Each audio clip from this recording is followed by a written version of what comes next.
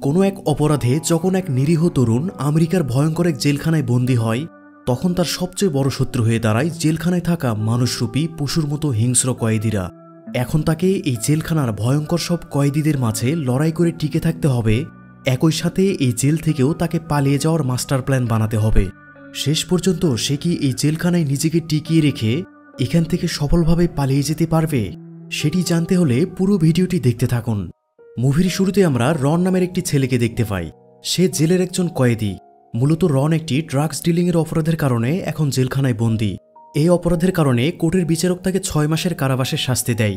জেলে আসার পর রন লক্ষ্য করে সকল কয়েদিরা এক একটা গ্রুপে বিভক্ত।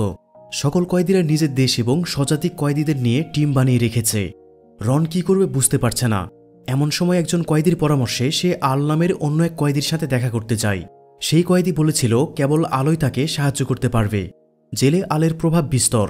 অন্যান্য টিমের কয়েদিরাও তাকে অনেক সম্মান করত।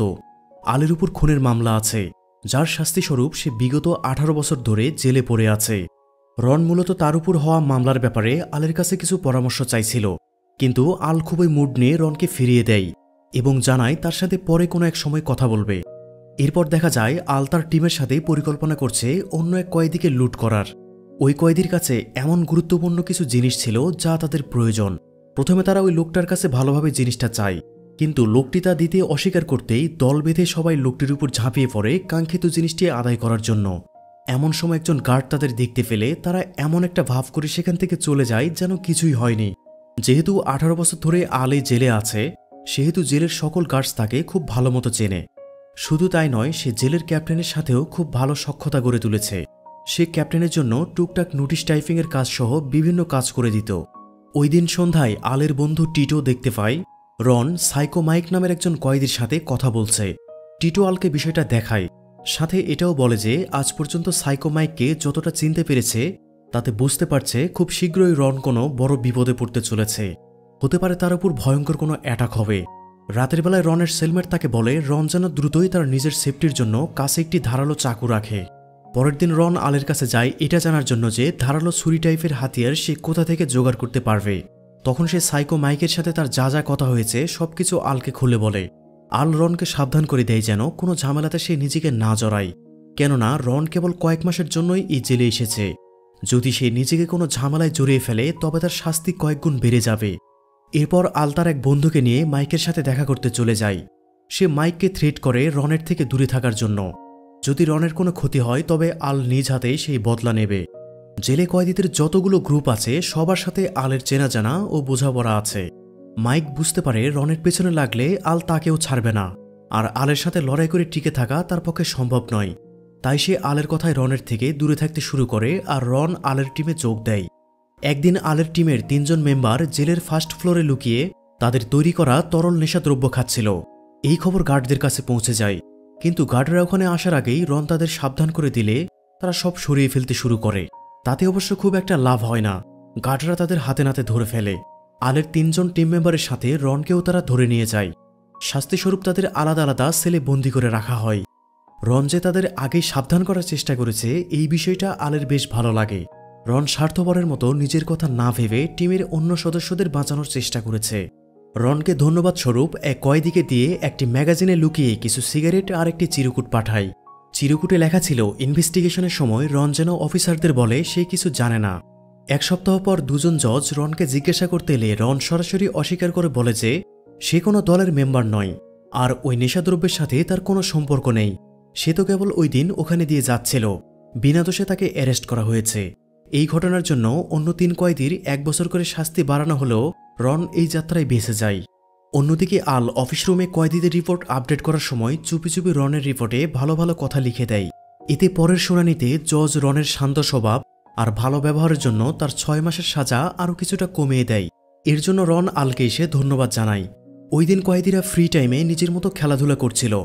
তখন সেখানে একজন কয়েদিকে ছুরিকাঘাত করা হয়। ঘটনাটা চোখের সামনে ঘটায় রন অনেক ভয় পেয়ে যায়।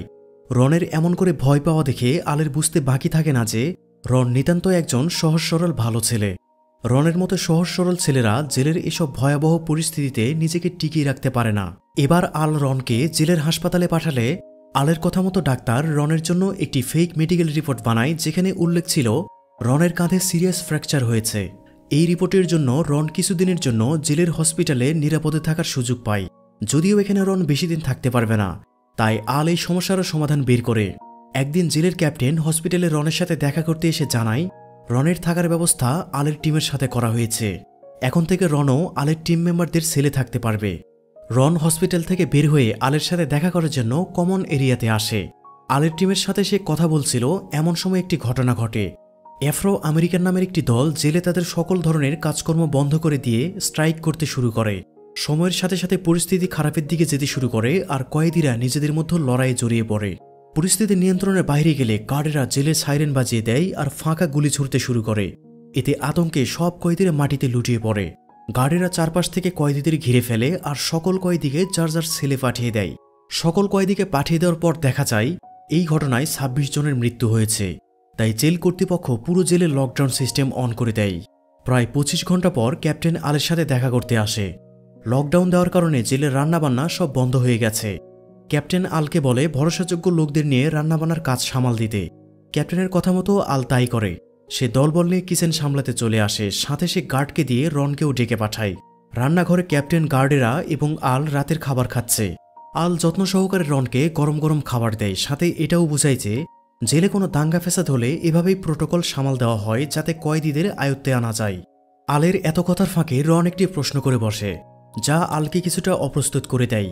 রন জানতে চায় কোনো ফায়দা ছাড়া কেন আল তাকে সাহায্য করছে। এর উত্তরে আমরা জানতে পারি আল যখন অপরাধী হয়ে জেলে এসেছিল তখন তার বয়স অনেক কম ছিল। ওই সময় জেলের পরিবেশ, নিয়মনীতি ও কয়েদিদের আতঙ্ক তার ভিতরে ভয় তৈরি করেছিল। পদে পদে সে জেলে বিপদের সম্মুখীন হয়েছে। তাই আল চায় না তার মতো রনের জীবনেও বিপদ ঘনিয়ে আসুক। কেবল কয়েক মাসের জন্য রন জেলে এসেছে। এই সময়ের মধ্যে যেন কঠিন কোনো ঝামেলায় রন ফেসে না যায়, আল সেই চেষ্টাই করছে। সময়ের সাথে সাথে রন আলের টিমের ভরসাযোগ্য সদস্য হয়ে উঠছিল। এর মাঝেই আল রনের কেস সম্পর্কে খোঁজখবর করে। সে রনকে পরামর্শ দেয় সে জেলে যে কয়দিন আছে ততদিন কোনো একটা কোর্স করে নেয়, কিংবা রন চাইলে জেলের লাইব্রেরিতেও জব করতে পারে। এতে করে রনের পজিটিভ পয়েন্ট বাড়বে। পয়েন্ট ভালো থাকলে এমনও হতে পারে যে পরের শুনানিতে বিচারক তাকে মুক্ত করে দিতে পারে। আলের কথা মতো রন জেলের একটি সেলুনে কাজ করতে শুরু করে। শুধু তাই নয়, রন জেলের ভেতর একটি কোর্সেও নিজের নাম লেখায়। সবকিছু খুব ভালোই চলছিল, কিন্তু কথায় বলে ঝড় শুরু হওয়ার আগে আকাশ নিস্তব্ধ হয়ে যায়। ঠিক তেমনই রনের জীবনেও কঠিন ঝড় আসতে চলেছে। কোর্সে রনের মতো আরও অনেক কয়েদি ছিল। ক্লাস করার সময় জনসন নামের এক কয়েদির চোখ পড়ে রনের উপর।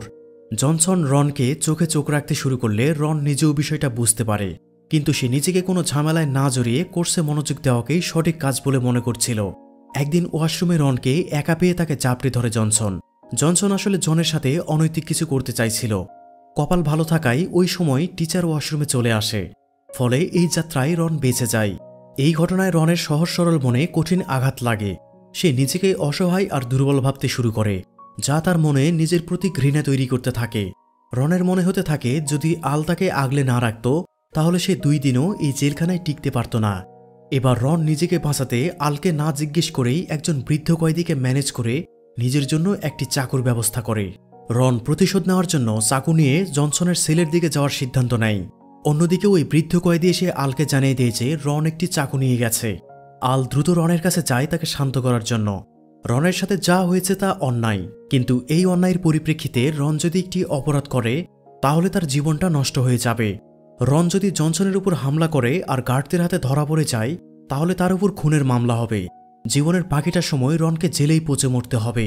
সে রনকে কথা দেয় যে জনসনকে উচিত শিক্ষা দেবে, শুধু রন যেন জনসনের থেকে দূরে থাকে। কিন্তু রন তার কথা শোনে না। সে নিজ হাতে তার সাথে হওয়া অন্যায়ের প্রতিশোধ নিতে চায়। তাই সে আলের অগোচরে জনসনের সেলে চলে আসে। জনসনের মতো বডি বিল্ডার রনের মতো ছোটখাটো বাচ্চাকে ভয় পাবে না, এটাই স্বাভাবিক। অন্যদিকে আল রনকে তার সেলে খুঁজে না পেয়ে বুঝতে পারে হয়তো রন তার কথা না মেনেই জনসনের সেলে গেছে। তাই সেও সেদিকেই যেতে শুরু করে। সেখানে গিয়েই সে জনসনের মুখ বরাবর পাঞ্চ করে, কিন্তু জনসন অনেক শক্তিশালী হওয়ায় আল কিছুটা হিমশিম খেয়ে যায়। সে আলের হাত মুচড়ে লোহার খাঁচার সাথে ঠেসে ধরে। এমন সময় রন পেছন থেকে জনসনের পিঠে চাকু ঢুকিয়ে দেয়। চাকুর আঘাতে জনসন মাটিতে লুটিয়ে পড়ে। ততক্ষণে আলের টিমের অন্য সদস্যরাও চলে এসেছে। তারা দ্রুত আল আর রনকে সেখান থেকে নিয়ে চলে যায়। আল রনকে তার সেলে রেখে ক্যাপ্টেনের অফিসে এসে চুপচাপ বসে থাকে, যেন কিছুই ঘটেনি। এই ঘটনা চাপা পড়ে যেত যদি জনসন মারা যেত। কিন্তু তেমনটা হয়নি। চাকু লাগার পরও জনসন বেঁচে যায়। ফলে সে গার্ডদের কাছে রন আর আলের নাম বলে দেয়। একজন কয়েদির উপর হত্যা চেষ্টার মামলায় তাদের দুজনকে শাস্তিস্বরূপ একটা কুঠুরিতে আটকে রাখা হয়। শুনানির আগ পর্যন্ত তাদেরকে একা এই অন্ধকার কুঠুরিগুলোতে রাখা হবে। আল মোটেও বসে থাকার লোক নয়। সে সেলের কমোডের সাহায্যে তার টিমের লোকদের মেসেজ পাঠায়। তাদের বলে যেন জনসনের ঘটনা চিরতরে শেষ করে দেয়। আলের কথা অনুযায়ী টিমের মেম্বাররা টেকনিক্যালি হসপিটালেই জনসনকে মেরে ফেলে। আল এই ঘটনাটা ঘটিয়েছে যেন জনসন তার আর রনের বিরুদ্ধে জজের সামনে সাক্ষী দিতে না পারে। জনসনের মৃত্যুর পর ওয়ার্ডেন দুজন উকিল সহ আলকে ডেকে পাঠায়। তারা আলকে বলে যেন জনসনের হত্যার পেছনে তার হাত আছে তা স্বীকার করে নেয়।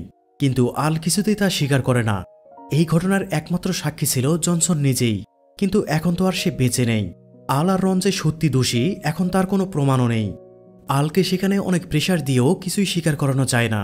ওয়ার্ডেন উপস্থিত উকিলদের বলে যে আল দিনকে দিন এই জেলে শক্তিশালী হয়ে উঠছে। সে নিজের ইচ্ছা মতো যখন যাকে ইচ্ছা মেরে ফেলার ব্যবস্থা করে।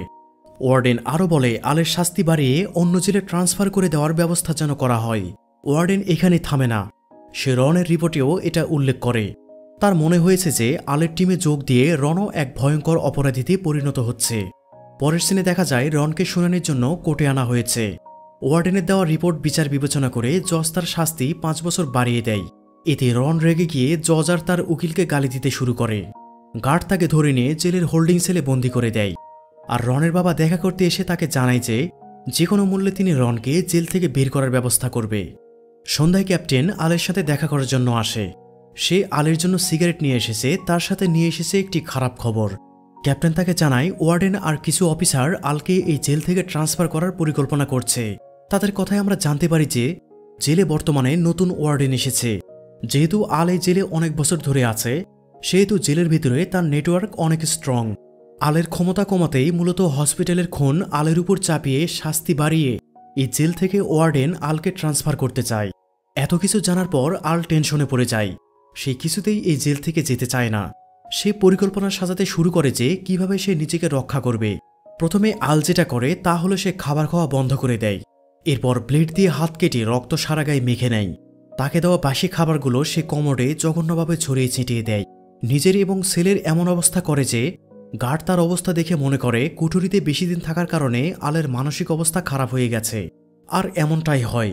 গার্ড এই অবস্থা দেখে দ্রুত তাকে সেখান থেকে বের করে হসপিটালের মেন্টাল ওয়ার্ডে পাঠিয়ে দেয়। হসপিটাল থেকে বের হয়ে আল সবার আগে রনের সাথে দেখা করে। এই পর্যায়ে সে জানতে পারে রনের শাস্তিও বাড়িয়ে দেওয়া হয়েছে। আর এই কারণে এবার তারা দুজন এই জেল থেকে পালিয়ে যাওয়ার পরিকল্পনা শুরু করে। প্রথম পদক্ষেপ হিসেবে রন তার বাবাকে বলে তার এবং আলের জন্য সুরক্ষিত কোনো থাকার জায়গা ব্যবস্থা করতে। এদিকে আল জেলে হওয়া প্রতিটি বিষয়ে তীক্ষ্ণ নজরদারি করতে থাকে। সে জেল থেকে পালানোর এমন রাস্তা খুঁজছে যাতে ধরা পড়ার কোনো সম্ভাবনা থাকবে না। এর মধ্যে একদিন রন আর আল গোসলখানায় তাদের পরিকল্পনা নিয়ে আলোচনা করছিল। তখন তাদের বিরক্ত করার জন্য একজন আফ্রো আমেরিকান বা কালো চামড়ার কয়েদি জোরে জোরে গান গাইতে শুরু করে। আল তাকে থামতে বললে লোকটি ব্রাশ দিয়ে বানানো ধারালো অস্ত্র দিয়ে তার উপর হামলা করে বসে। এই হামলায় আলের বুকে আর রনের গালে গভীর জখম হয়। তাদেরকে হসপিটালে ভর্তি করা হয়। এই ঘটনার জের ধরে সকল সাদা চামড়ার কয়েদিরা যে কোনো মূল্যে কালো চামড়ার আফ্রো আমেরিকান কয়েদিদের উপর প্রতিশোধ নিতে চাইছিল। প্রতি মুহূর্তে জেলের ভেতরের পরিবেশ ভয়ানক হয়ে উঠছে। এরই মাঝে একদিন আফ্রো আমেরিকানদের এক টিম লিডার আলের সাথে দেখা করতে হসপিটালে চলে আসে। সে আলকে বলে যে তাদের উপর হামলা করা ওই কয়েদি মানসিকভাবে সুস্থ নয়। এর সাথে কোনো আফ্রো আমেরিকান টিম জড়িত নয়। সে আলকে বলতে এসেছে যেন এটাকে ইস্যু করে সাদা চামড়ার কয়েদিরা জেলে কোনো দাঙ্গা ফ্যাসাদ তৈরি না করে। এসব দাঙ্গা ফ্যাসাদে আলটিমেটলি ক্ষতিটা কয়েদিদেরই হচ্ছে। আফ্রো আমেরিকানদের টিমগুলো আলাদা হলেও তারা আলকে যথেষ্ট সম্মান করে। আফ্রো লিডার আলকে কথা দেয় যে ওই পাগল কয়েদিকে তারা শাস্তি দেবে। আল নিজেও চায় না জেলে অকারণে কোনো দাঙ্গা তৈরি হোক। তাই সে নিজের টিম মেম্বারদের বলে দেয় কোনো ধরনের ঝামেলা তৈরি না করতে। আর ঘটনা যেন বেশি দূর না করায় তাই আফ্রো আমেরিকান টিম ওই পাগল কয়েদিকে খুন করে ময়লার গাড়িতে ফেলে দেয়। গাড়ির লাশ সহ জেল থেকে বেরিয়ে যায়। আল এই ঘটনা জানার পর হঠাৎ তার মাথায় জেল থেকে পালানোর একটি প্ল্যান চলে আসে। সে রনের সাথে দেখা করে বিষয়টা নিয়ে ডিসকাস করে। ময়লার ট্রাকগুলো প্রতিদিন জেলে যাওয়া আসা করে। ওই গাড়িতে করে কি যাচ্ছে তা কখনো চেক করা হয় না। সকল ময়লা গাড়ির কন্টেনারে ক্র্যাশ করার জন্য একটি সিস্টেম আছে। এই ক্র্যাশ সিস্টেমের জন্যই কখনোই কোনো গার্ড ময়লার গাড়ি চেক করার সাহস দেখায়নি। যদি রন আর আল কোনোভাবে ময়লার গাড়িতে একবার লুকিয়ে ঢুকে পড়তে পারে আর ক্র্যাশ মেশিন থেকে নিজেদের বাঁচিয়ে রাখতে পারে, তাহলে জেল থেকে মুক্তির স্বপ্ন তাদের সত্যি হয়ে যাবে। কাজটা যেহেতু অনেক কঠিন, তাই আল তার সবচেয়ে পুরনো ভরসাযোগ্য বন্ধুর কাছে সাহায্য চায়। তারা ময়লার গাড়ির ড্রাইভারকে ঘুষ দিয়ে এই কাজের জন্য রাজি করিয়ে ফেলে। এরপর তারা কিচেনে চলে আসে কাজ করার জন্য। এখান থেকে মূলত তাদেরকে বের করে দেওয়ার ব্যবস্থা করা হবে। কিচেনে কাজ করা আলের টিম মেম্বাররা আগে থেকে একটি বড় শক্তপোক্ত লোহার রডের ব্যবস্থা করে, যেন ক্র্যাশ মেশিনে তা ভেঙে না যায়, আর সেটার জন্য যেন ক্র্যাশ মেশিন বন্ধ হয়ে যায়। গাড়িতে ঢোকার পর এই লোহার রডের সাহায্যে ক্র্যাশ মেশিন বন্ধ করে দিলেই তারা প্রাণে বেঁচে যাবে। সব প্রস্তুতি শেষে রন আর আল জেল থেকে পালানোর জন্য তৈরি ছিল। এখন শুধু সকাল হওয়ার অপেক্ষা। রাতের বেলায় আল তার সকল টিম মেম্বার আর বন্ধুদের সাথে দেখা করে হাসিখুশিভাবে বিদায় নিয়ে নেয়। প্রায় 18 বছর পর সকাল হতেই আল বাইরের মুক্ত হাওয়ার নিঃশ্বাস নেওয়ার সুযোগ পাবে। পরের দিন সকালে আল আর রন নিজেদের সেল থেকে বের হয়ে সোজা কিচেনে চলে আসে। এখানে কয়েকজন কয়েদি তাদেরকে গার্ডদের চোখের আড়ালে রেখে বের হওয়ার সুযোগ করে দেয়। এরপর ওরা ময়লার ব্যাগ আর মোটা লোহার রড নিয়ে সোজা ময়লার গাড়ির কাছে চলে আসে। গার্ডদের চোখে ফাঁকি দিয়ে রন ট্রাকের ভেতরে ঢুকে পড়ে। ঠিক যখনই আল ট্রাকে ঢুকবে তখনই সেখানে একজন গার্ড চলে আসে। গার্ডকে দেখে আল আড়ালে লুকিয়ে পড়ে। বেশ খানিকটা সময় নিয়ে গার্ড সেখানে চারপাশটা দেখতে থাকে, আর গার্ড বিল্ডিংয়ের দরজা লক করে দেয়, যার ফলে আল ভেতরেই থেকে যায়। গার্ড ট্রাকের ড্রাইভারের সাথে আলাপ করতে শুরু করে। ওই একই সময় ট্রাকের ভেতরে থাকা রন দ্রুত লোহার রড ক্র্যাশিং মেশিনে ঢুকিয়ে মেশিনটা বন্ধ করে দেয়। এতে তার জীবন বেঁচে যায়। কিছুক্ষণ পর ট্রাক কিচেন এরিয়া থেকে বের হয়ে মেইন গেটে পৌঁছালে সবসময়ের মতো ট্রাকের উপর এবং নিচে চেক করা হয়, কিন্তু ট্রাকের ভেতরে চেক করা হয় না। ফলে সহজেই ট্রাক ছাড়া পেয়ে যায় আর রন এই যাত্রায় ভেসে যায়। তখন আল ট্রাকের গতিবিধি লক্ষ্য করছিল আর প্রার্থনা করছিল যেন রন কোনোভাবেই ধরা না পড়ে। অবশেষে ট্রাক সেফলি জেলের গেট পেরিয়ে বের হয়ে যায়। আলের পরিকল্পনা অবশেষে সাকসেসফুল তো হলো, শুধু তার মুক্তি পাওয়া হলো না। এতে অবশ্য আলের মনে খুব একটা দুঃখ নেই। মুভির শেষ সিনে দেখা যায় আল ভিটোর সাথে দেখা করতে এসেছে। আলের কথাই সে ভাবে হয়তো পালিয়ে যেতে না পেরে আলের মন খারাপ হয়েছে। সে আলকে বুঝায় জেলের বাইরে গিয়ে আসলে আলের কিছু করার নেই, কারণ জেলের বাইরের জীবনটাই আলের জন্য কেউ পথ চেয়ে বসে নেই, কোনো আপনজনেরও আক্ষেপ নেই। তাছাড়া এই জেলে এখন শক্তিশালী ব্যক্তি হলো আল। ক্যাপ্টেন তো শুধু নামমাত্রই আছে। ক্যাপ্টেনের সকল কাজ কারবার আল রাজার মতো সামাল দেয়। ভিটো আরও বলে আল চলে গেলে তাদের জীবন পানসে হয়ে যাবে। ভিটোর কথায় আল বুঝতে পারে আসলে জেলের বাইরে তার কোনো জীবন নেই। এই জেলটাই হলো তার রাজপ্রাসাদ, আর সে এই জেলের রাজা। মুস্কি হেসে সে এই জীবনটাকেই মেনে নেয়। আর এখানেই মুভিটি শেষ হয়ে যায়।